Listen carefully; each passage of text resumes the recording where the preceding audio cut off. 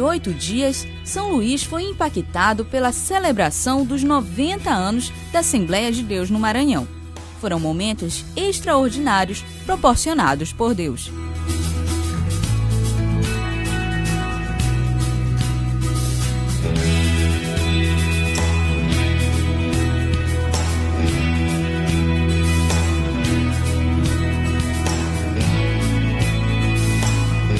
Carreata, mídia, coreografia de abertura, cantores e pregadores contribuíram para que a igreja e a cidade celebrassem a data que marca a chegada do fogo pentecostal no estado.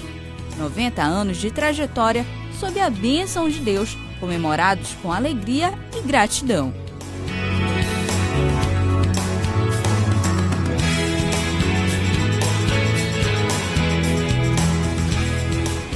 A Assembleia de Deus em São Luís já se prepara para celebrar os 100 anos de avivamento e marcha rumo ao centenário. Enquanto isso, a Assembleia de Deus continuará fazendo missões, orando, contribuindo, intensificando trabalhos e proclamando que Jesus Cristo salva, cura, batiza com o Espírito Santo e em breve voltará.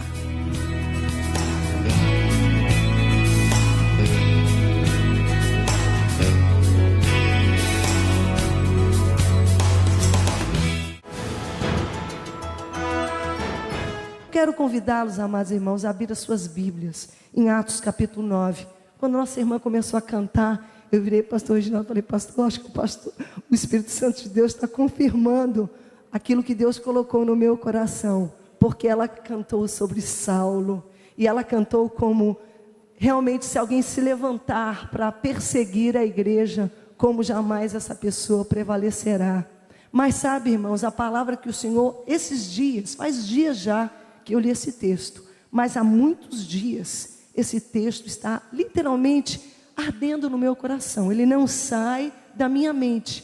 É uma parte de um texto. Nós vamos refletir sobre todo o capítulo 9 de Atos dos Apóstolos, mas tem uma parte, uma frase de um texto que tem ardido no meu coração, e a gente vai chegar nele já já. Atos capítulo 9. Saulo, respirando ainda ameaças e morte contra os discípulos do Senhor, dirigiu-se ao sumo sacerdote e lhe pediu cartas para as sinagogas de Damasco, a fim de que, caso achasse alguns dos que eram do caminho, assim homens como mulheres, os levasse presos para Jerusalém.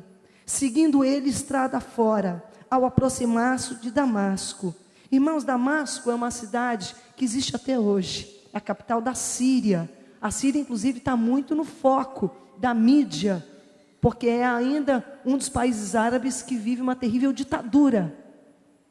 E todos estão atentos a esta antiquíssima cidade que ainda existe hoje. Se dirigia Saulo, com o intuito de perseguir a igreja, tanto homens como mulheres. E ele tinha documentos que validavam, que davam autoridade para ele entrar em qualquer lugar e fazer cumprir a sua missão. Seguindo ele estrada fora, ao aproximar-se de Damasco, subitamente uma luz do céu brilhou ao seu redor. E caindo por terra, ouviu uma voz que lhe dizia: Saulo, Saulo, por que me persegues? Ele perguntou: quem és tu? E ainda acrescentou: Senhor, porque ele percebeu que era alguém muito maior do que ele, alguém muito mais forte do que ele, alguém muito mais poderoso do que ele. Saulo, que era Saulo, não teve outra resposta que não dizer: quem és tu, Senhor?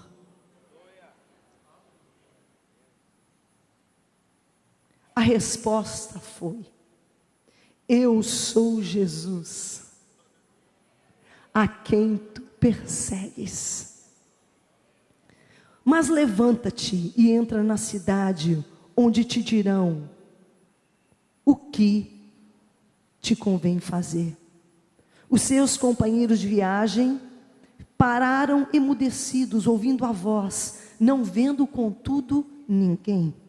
Então se levantou Saulo da terra, e abrindo os olhos, nada podia ver. E guiando-o pela mão, levaram-no para Damasco. Esteve 3 dias sem ver, durante os quais nada comeu e nem bebeu. O verso 10. Ora, havia em Damasco um discípulo chamado Ananias. Disse-lhe o Senhor numa visão: Ananias, ao que respondeu: eis-me aqui, Senhor. Então o Senhor lhe ordenou: dispõe-te, vai à rua que se chama Direita, e na casa de Judas procura por Saulo, apelidado de Tarso, pois ele está orando. A frase, irmãos, que tem estado queimando no meu coração esses dias, é esta primeira frase do verso 10. Ora, havia em Damasco um discípulo chamado Ananias. De tudo que eu li, vocês podem estar estranhando. Peraí, irmã Rebeca, tanta coisa tremenda, o que está ardendo no seu coração é isso? É. Mas vamos refletir um pouquinho sobre o que nós acabamos de ler. Saulo, irmãos, foi um homem que influenciou a geração em que ele viveu de uma forma tremenda. Ele tinha algumas características interessantes. Ele era fariseu dos fariseus. Ele foi ensinado aos pés de Gamaliel. Ele dominava, portanto, toda a lei, a Torá, falava muito bem o hebraico, tudo a ver com os judeus, com os hebreus, com a fé de Abraão. Era um homem extremamente zeloso e religioso. Era também um homem muito culto na filosofia, nos ensinos daquela época. Falava também muito bem o grego, o aramaico. Falava também com certeza o latim. Por quê? Porque o latim era a língua do Império Romano. E porque ele havia nascido em Tarso, ele tinha também cidadania romana. Quer dizer, ele era uma pessoa que preenchia assim, ele tinha predicados muito interessantes.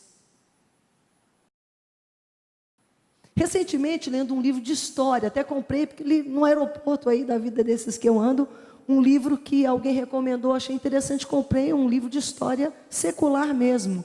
Mas como foi interessante encontrar que um capítulo desse livro se dedicou a Paulo, Saulo / Paulo. Por quê? Eles estavam falando sobre o Império Romano. E tudo aquilo que o Império Romano fez e construiu. Como ele influenciou. E o Império Romano, irmãos, foi um império que durou muitos séculos. Mais de 4 séculos, 400 anos. Para aquele tempo era muito tempo. Mesmo naquele tempo que as coisas eram devagar, muito mais devagar do que elas são hoje. Porque hoje elas mudam de 10, 5 em 5 anos, tudo muda. Mas até para aquele tempo, 400 anos foi muito tempo. E eles construíram estradas para que eles pudessem dominar e manter domínio no reino onde eles estavam. Mas é interessante a leitura que esse autor secular, não é um livro cristão, um livro de história, fez.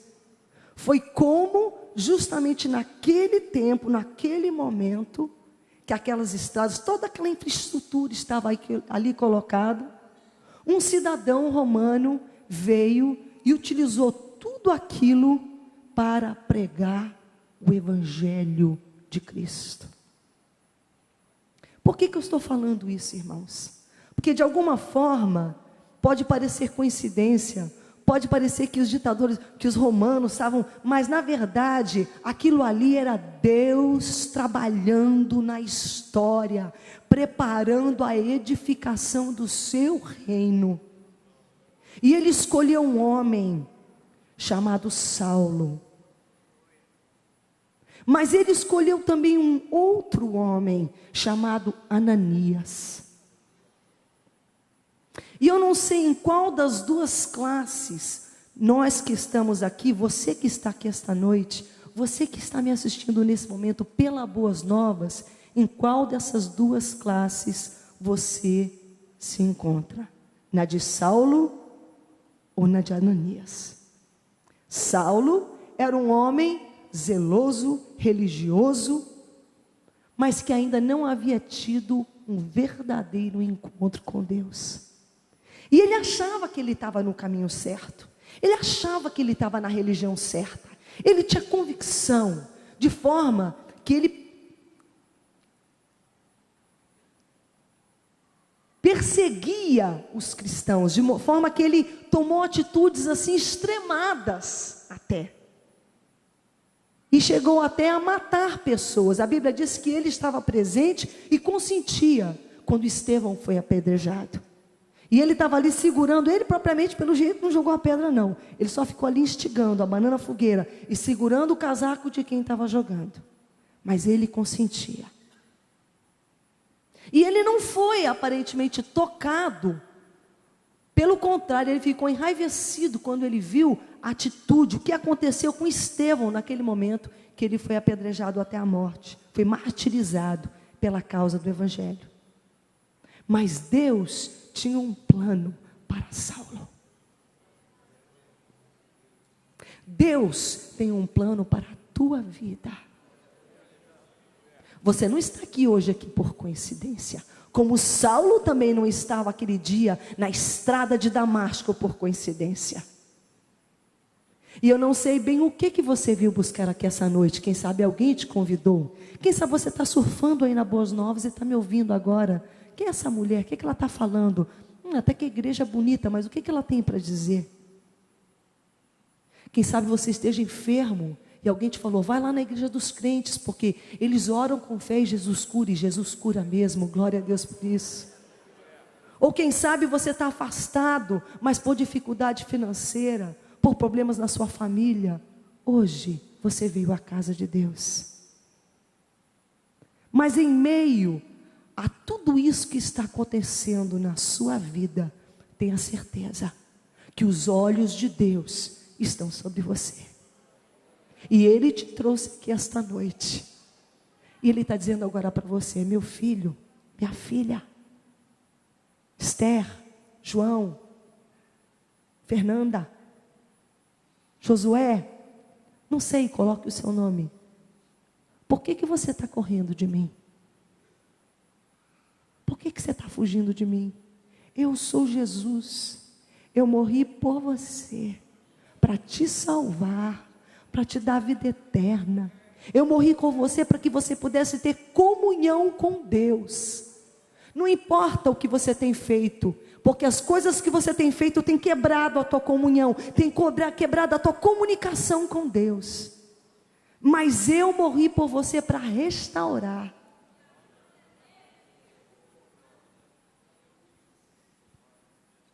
Eu não sei se, tomara que você não tenha que sair cego daqui, ficar 3 dias cego, igual o Saulo precisou ficar, porque o negócio com o Saulo era duro, ele vinha para perseguir,